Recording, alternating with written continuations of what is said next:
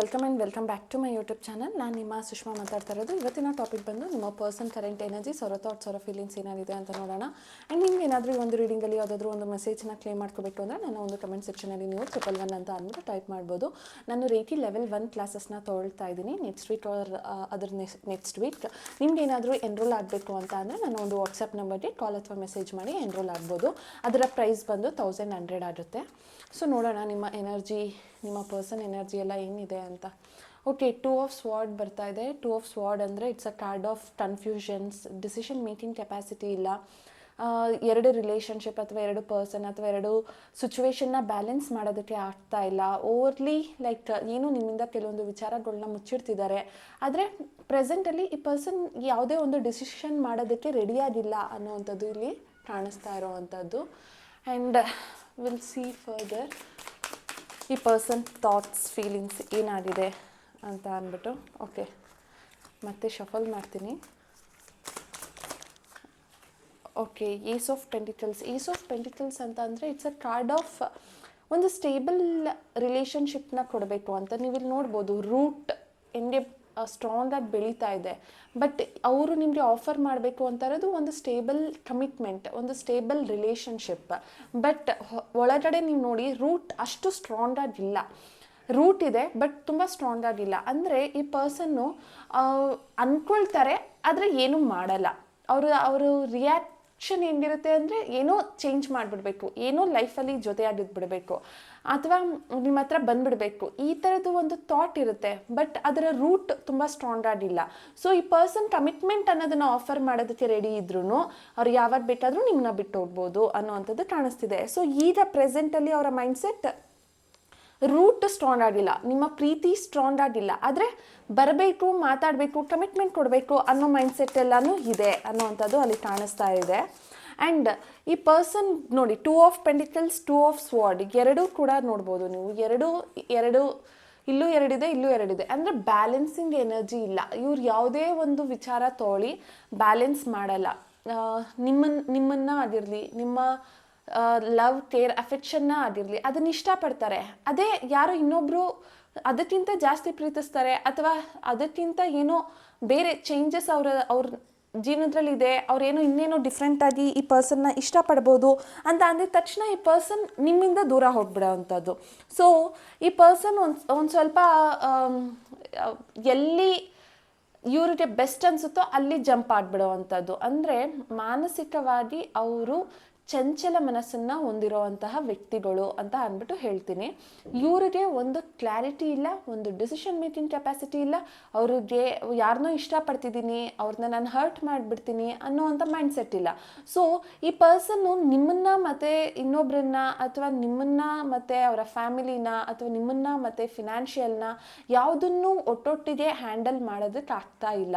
ಎಲ್ಲದರಲ್ಲೂ ಕೂಡ ಯಾವುದೋ ಒಂದು ಟೈಮ್ ಮ್ಯಾನೇಜ್ಮೆಂಟ್ ಅಂತ ಹೇಳ್ತೀವಿ ಅಥವಾ ಒಂದು ಕ್ಯಾಲ್ಕುಲೇಟಿವ್ ಅಂತ ಹೇಳ್ತೀವಿ, ಅದೇನು ಕೂಡ ಈ ಪರ್ಸನ್ ಕೈಯಲ್ಲಿ ಮಾಡೋಕ್ಕಾಗ್ತಾ ಇಲ್ಲ. ಅಂದರೆ ಇದು ಯಾವುದೋ ಒಂದು ಪರಿಸ್ಥಿತಿಯಲ್ಲಿ ನೀವಿಬ್ಬರು ಜಗಳ ಆಡ್ಕೊಂಡು ದೂರ ಹೋಗಿದ್ರು ಕೂಡ, ಅದು ಯಾವುದೋ ವ್ಯಕ್ತಿಗಾಗಿ ದೂರ ಹೋಗಿರೋದೋ ಅಥವಾ ಫ್ಯಾಮಿಲಿಗಾಗಿ ದೂರ ಹೋಗಿರೋದೋ ಆದರೂ ಕೂಡ ಈ ಪರ್ಸನ್ ಅದನ್ನು ಹ್ಯಾಂಡಲ್ ಮಾಡೋದಕ್ಕೆ ಅವ್ರಿಗೆ ಬರ್ತಾ ಇಲ್ಲ ಅನ್ನೋವಂಥದ್ದು ಇಲ್ಲಿ ಕಾಣಿಸ್ತಾ ಇದೆ. ಅವ್ರಿಗೆ ಹರ್ಮೆಟ್ ಅಂತ ಬರ್ತಿದೆ. ಹರ್ಮೆಟ್ ಅಂತ ಅಂದರೆ ಅವ್ರನ್ನ ಅವರು ಇಂಟ್ರೋಸ್ಪೆಕ್ಟ್ ಮಾಡ್ಕೊಳ್ತಿದ್ದಾರೆ. ಅವರು ರೈಟಾ ಅಥವಾ ನಾನು ಈ ಥರ ಇವ್ರನ್ನ ಬಿಟ್ಟು ಹೋಗಿದ್ದು ರಾಂಗಾ ಅಂತ ಅಂದ್ಬಿಟ್ಟು ಅವ್ರನ್ನ ಅವರೇ ಅರ್ಥ ಮಾಡ್ಕೊಳ್ಳೋದಕ್ಕೆ ಟ್ರೈ ಮಾಡ್ತಿದ್ದಾರೆ. ಅವರೇ ಒಂದು ಲೋನ್ಲಿ ಸ್ಪೇಸಲ್ಲಿದ್ದಾರೆ, ಅವ್ರದ್ದೇ ಆದಂಥ ಒಂದು ಐಸೋಲೇಷನಲ್ಲಿ ಆ ಪರ್ಸನ್ ಇದ್ದಾರೆ ಅನ್ನೋವಂಥದ್ದು ಇಲ್ಲಿ ಕಾಣಿಸ್ತಾ ಇದೆ.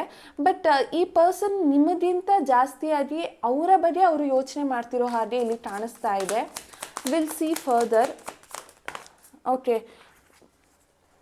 4 of cups and page of cups. ನೀವು ಈ ಪರ್ಸನ್ಗೆ ನಿಮ್ಮ ಪ್ರೀತಿನ ಆಫರ್ ಮಾಡ್ತಿದ್ದೀರಾ, ಬಟ್ ಆ ಪರ್ಸನ್ಗೆ ಇಂಟ್ರೆಸ್ಟೇ ಇಲ್ಲ. ಅವರು ಇನ್ನೆಲ್ಲೋ ಪ್ರೀತಿ ಯಾರೋ ಕೊಡ್ತಿರೋದು ಅಥವಾ ಯಾರೋ ಆಫರ್ ಮಾಡ್ತಿರೋದು ಅಥವಾ ಅವ್ರಿಗೆ ಬೇಕಾಗಿರೋಂಗೆ ಯಾರೋ ಇರೋದು, ಈ ಥರ ಇರೋದ್ರಿಂದ ಈ ಪರ್ಸನ್ಗೆ ನೀವು ಪ್ರೀತಿಸ್ತಾ ಇರೋವಂಥದ್ದು ಅಥವಾ ನೀವು ಕೊಡ್ತಿರೋ ಅಂಥ ಆಫರ್ ಈ ಪರ್ಸನ್ ರಿಜೆಕ್ಟ್ ಮಾಡ್ತಿದ್ದಾರೆ.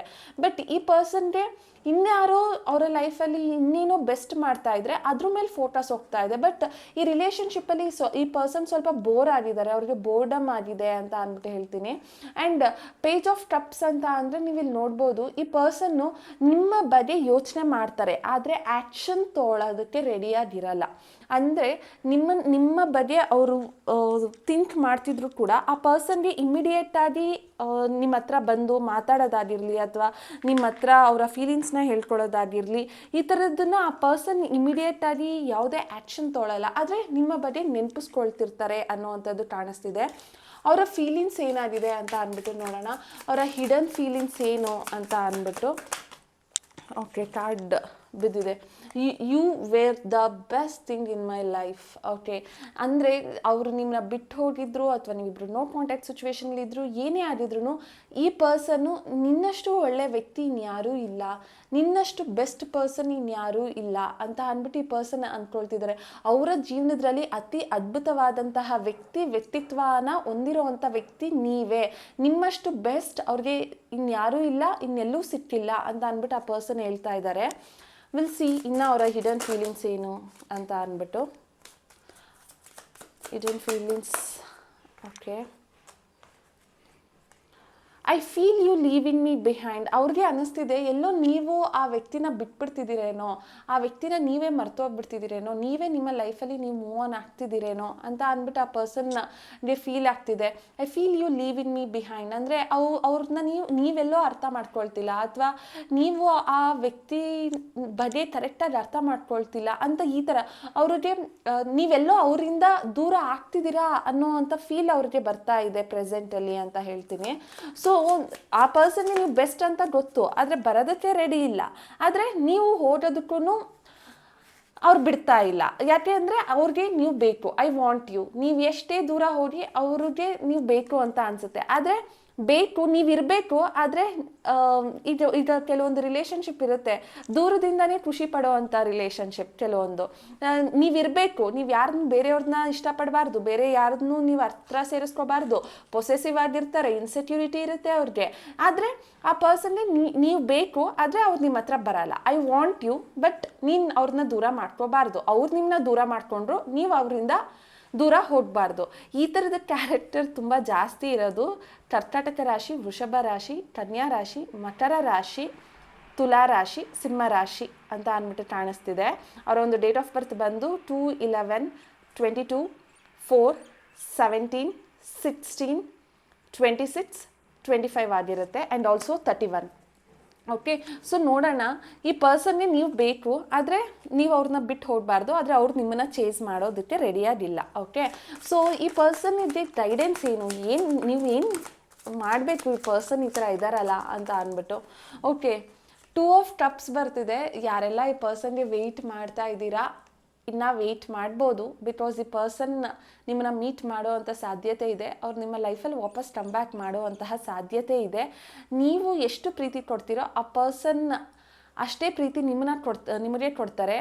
ಆದರೆ ನೀವೇನು ಕೊಡ್ತೀರೋ ಅದು ಅಲ್ಲಿ ರಿಫ್ಲೆಕ್ಟ್ ಆಗುತ್ತೆ. ಆದರೆ ಈ ಪರ್ಸನ್ನ ಒಂದು ಸರಿ ಮೀಟ್ ಮಾಡಿ ನಿಮ್ಮಲ್ಲಿರುವಂತಹ ಕನ್ಫ್ಯೂಷನ್ಸ್ನ ಆ ಪರ್ಸನ್ಗೆ ಹೇಳಿ ಕ್ಲಾರಿಟಿನ ತೋಳಿ ಅಂತ ಅಂದ್ಬಿಟ್ಟು ಬರ್ತಿದೆ. ಓಕೆ, ಲಾಸ್ಟ್ ಒಂದು ಗೈಡೆನ್ಸ್ ಕಾರ್ಡ್ ಓಪನ್ ಮಾಡ್ತೀನಿ. ಓಕೆ, ಇದು ಕೂಡ same approach to that person, contact that person. ಏನಾದರೂ ಪ್ರಾಬ್ಲಮ್ ಇದ್ದರೆ ಇಬ್ಬರು ಕೂತ್ಕೊಂಡು ಮಾತಾಡಿ ಸೊಲ್ಯೂಷನ್ನ ತೋಳಿ ಅಂತ ಅಂದ್ಬಿಟ್ಟು ಬರ್ತಿದೆ. ಇನ್ ಕೇಸ್ ಆ ಪರ್ಸನ್ ಬ್ಲಾಕ್ ಮಾಡಿದ್ದಾರೆ ಅಥವಾ ಅವ್ರು ಕಾಣಿಸ್ತಿಲ್ಲ, ಅವರು ಎಲ್ಲೂ ಕೂಡ ನಿಮ್ಮ ಕೈಗೆ ಸಿಗ್ತಿಲ್ಲ ಅಂತ ಅಂದರೆ at least wait for another 2 months. ಅಲ್ಲಿ ಒಳಗಡೆ ಎನರ್ಜಿ ಚೇಂಜ್ ಆಗುತ್ತೆ. ಅಷ್ಟು ಒಳಗಡೆ ಎನರ್ಜಿ ಚೇಂಜ್ ಆದಾಗ ನೀವು ಆ ಪರ್ಸನ್ನ ಕಾಂಟ್ಯಾಕ್ಟ್ ಮಾಡ್ಬೋದು ಅಂತ ಬರ್ತಿದೆ.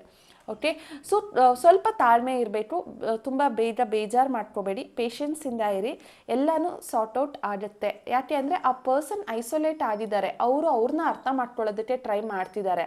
ಸೊ ಅವ್ರು ಅರ್ಥ ಮಾಡ್ಕೊಂಡಾಗ ಅವ್ರಿಗೆ ಅನಿಸುತ್ತೆ ಅವ್ರು ಏನು ತಪ್ಪು ಸರಿ ಮಾಡ್ತಿದ್ದಾರೆ ಅನ್ನೋದು ಆ ಪರ್ಸನ್ಗೆ ಅರ್ಥ ಆಗಿ ಅವ್ರು ನಿಮ್ಮ ಹತ್ರ ಬರ್ತಾರೆ. ಬಿಕಾಸ್ ನೀವಿಲ್ಲಿ ನೋಡ್ಬೋದು ಹರ್ಮೆಟ್ ಕೆಳಗಡೆನೇ ಐ ವಾಂಟ್ ಯು ಬಂದಿದೆ, ಅಂದರೆ ಆ ಪರ್ಸನ್ಗೆ ನೀವು ಬೇಕು, ಆದರೆ ಹೇಗೆ ಆ್ಯಕ್ಷನ್ ತೊಗೋಬೇಕು ಗೊತ್ತಿಲ್ಲ. ಓಕೆ, ಆ್ಯಂಡ್ ನಿಮ್ಗೆ ಏನಾದರೂ ಕ್ರಿಸ್ಟಲ್ ಬ್ರೇಸ್ಲೆಟ್ ಬೇಕು, ನಿಮ್ಮ ಲವ್ ಲೈಫ್ ಆಗಿರ್ಬೋದು ಅಥವಾ ನಿಮ್ಮ ಜೀವನದಲ್ಲಿ ಏನಾದರೂ ಆಗಿರ್ಬೋದು, ಇದಕ್ಕೆ ನಿಮಗೆ ಬ್ರೇಸ್ಲೆಟ್ಗಳು ಬೇಕು ಅಂತ ಅಂದರೆ ನೀವು ನನ್ನನ್ನು ಕಾಂಟ್ಯಾಕ್ಟ್ ಮಾಡ್ಬೋದು. ಓಕೆ, ವಾಟ್ಸಪ್ ನಂಬರ್ ಇಲ್ಲಿ ಆಲ್ರೆಡಿ ಡಿಸ್ಪ್ಲೇಲಿರುತ್ತೆ, ನೀವು ನನಗೆ ರೀಚ್ ಔಟ್ ಆಗ್ಬೋದು. ರೇಕಿ ಕ್ಲಾಸಸ್ಸು ಕೂಡ ನಡೆಯುತ್ತೆ. ನೆಕ್ಸ್ಟ್ ವೀಕ್ ಅಟ್ಯೂನ್ಮೆಂಟ್ ಕೊಡ್ತೀನಿ, ಸೆಲ್ಫ್ ಹೀಲಿಂಗ್ ಮಾಡ್ಕೋಬೋದು. ನೀವು ನಿಮ್ಗೆ ಏನಾದರೂ ಕ್ಲಾಸಸ್ ಅಟೆಂಡ್ ಆಗಬೇಕು ಅಂತ ಅಂದರೂ ಕೂಡ ವಾಟ್ಸಪ್ ನಂಬರ್ಗೆ ಮೆಸೇಜ್ ಮಾಡ್ಬೋದು. Thank you.